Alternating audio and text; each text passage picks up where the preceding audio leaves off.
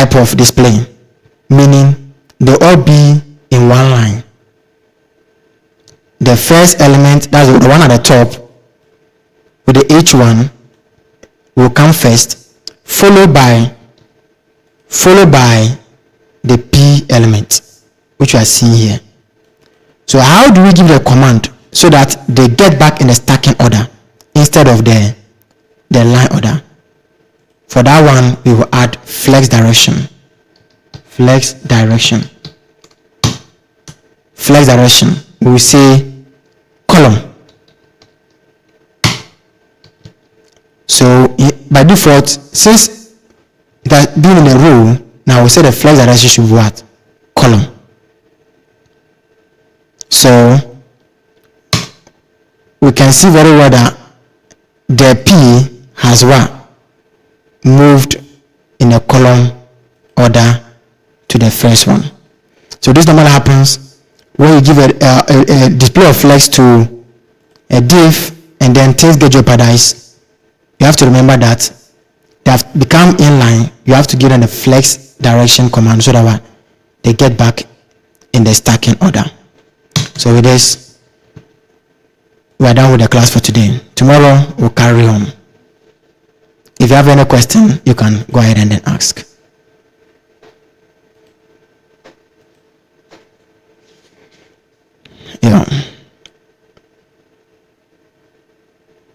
Yeah, Stante, you can go ahead and ask your question. Your hand was up. Sir, can we control the one you just written down after the column? Can we control each of them? Like, can we target it if you want to target it individually? So, for example, let's join us now, and I just like each one push it up. Yes. Go ahead. If I want to control the one you just wrote now, join us now. If I want to control that one, you know, when you apply the column, it affected the two now. Okay. Now, if I want to control only so add a margin join us now of 0. Yes, only the down.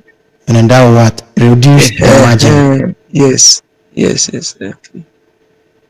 Okay, sir. Okay. All right. Okay, sir. Is anyone having any other question? You can ask and then let's see. All right. There is no question then. We can then say tomorrow. Bye-bye.